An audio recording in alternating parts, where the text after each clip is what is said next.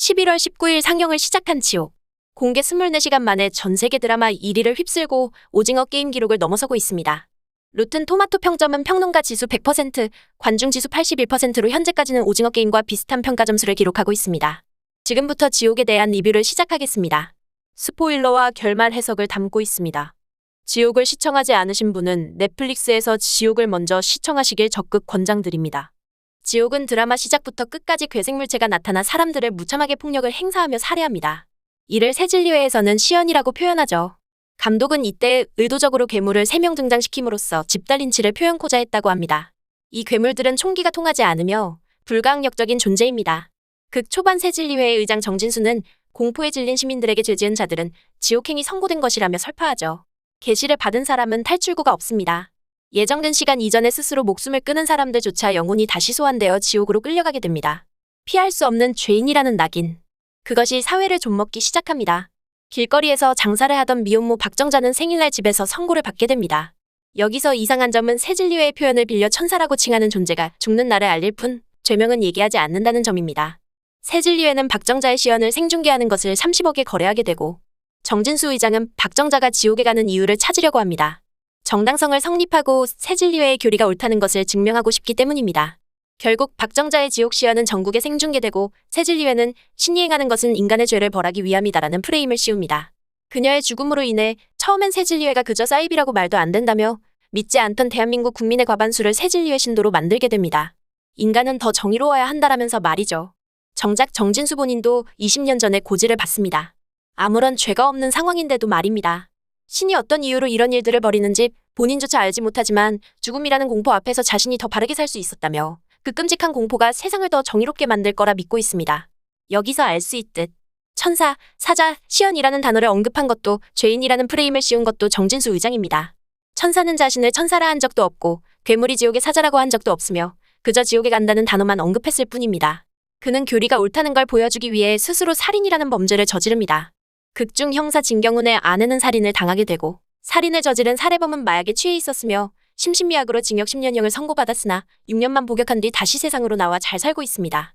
진경훈의 딸 희정은 정진수와 함께 복수를 결심하게 되고 살해범을 불태워 죽입니다. 확실한 악인만이 지옥에 가는 것처럼 말입니다. 태어난 지 얼마 안 된 배영재 PD의 신생아 튼튼이가 고지를 받게 되며 죄가 없어도 지옥으로 갈 수 있다는 사실을 확인하게 됩니다. 시연에서 살아남은 신생아로 인해 세상은 더 혼돈을 맞이하게 될 것인지 아니면 죄라는 프레임에 씌워져 두려움에 떨며 살아야 했던 인류에게 희망이 생기게 될 것인지 아직은 알지 못하지만 끝에 박정자가 죽음에서 돌아왔다는 건 또 다른 중요한 사건의 시작을 알립니다. 과연 시즌2에서 정진수는 어떻게 될 것이며 아이를 지키고 죽은 배영재와 송소연은 어떻게 될 것인지 그 외에도 한때 화살 쪽 수장이었던 이동욱은 어떻게 등장할 것인지 주목할 만한 대목입니다. 극 초반엔 분명 새진리회는 그 힘이 약했습니다. 사이비 단체로 인식되며 무시당했고 시민들은 믿지 않았습니다. 그저 광신도 단체, 화살 쪽이 미성년자들을 대동하고 폭력을 행사하며 미디어를 통해 사람들에게 자신들만의 정당성을 전파하려 하고 때를 썼습니다.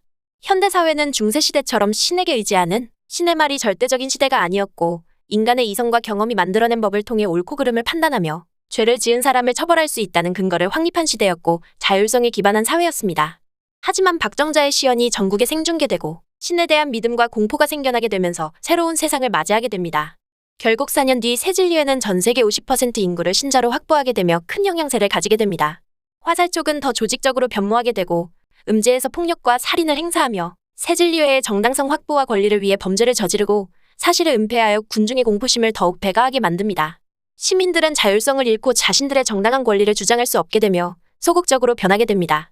그 후반부 어두운 배경이 아파트에서 벌어지는 폭력에 누구 하나 막아서려고 하지 않았으며 그저 지켜보고 방관할 뿐이었습니다. 물론 새진리회를 의심하는 사람들도 하나 둘씩 등장하게 됩니다. 불가사의한 초자연적 현상의 실체를 밝히려는 비밀저항단체 소도는 지옥행 고지를 받은 사람들을 찾아내 그들이 마녀사냥을 당하지 않도록 보호했고 새진리회에 저항합니다. 그 후반부 태어난 지 며칠 안 된 튼튼이가 시연을 받게 되고 두 부모의 희생으로 아이는 극적으로 살게 되며 시연은 천벌이 아니라는 증거가 나타났을 때 시민들은 용기를 내어 새진리회에 반항하게 됩니다. 거짓이라면서 말이죠. 경찰도 새진리회를 돕고 있었으나 시민에게 무차별적인 폭력을 가하는 새진리회 유지사제를 보며 옳지 않다는 걸 깨닫게 되었고 구속하게 됩니다. 이로써 정진수가 만들어 놓은 세계가 무너질 수 있는 계기가 됩니다.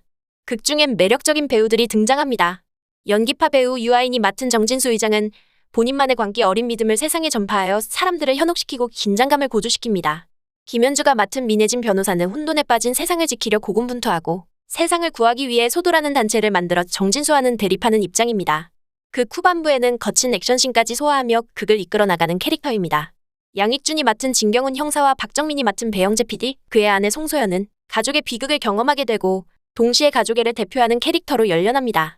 박정자 역의 김실록은 작품 내내 신스틸러 역할을 해내는데 극적인 표정과 감정을 연기로 소화해냈고 극 후반부에 부활하는 씬에서는 착한 생각 이외 세진리의 인물들도 광기 어린 믿음과 탐욕, 폭력을 여지없이 드러내 극 집중도를 높여줬습니다.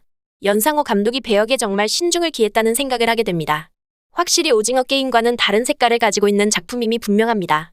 오징어 게임은 불공정한 사회적 제도와 가난에 처한 사람들, 그리고 부를 축적한 사람들의 부패에 대해 다루고 있다면 지옥은 사람들의 믿음과 자율성, 통제하기 힘든 공포에 놓인 사람들이 인간성을 잃기도 하고 각자의 신념이 부딪히며 그려나가는 지옥을 연출합니다.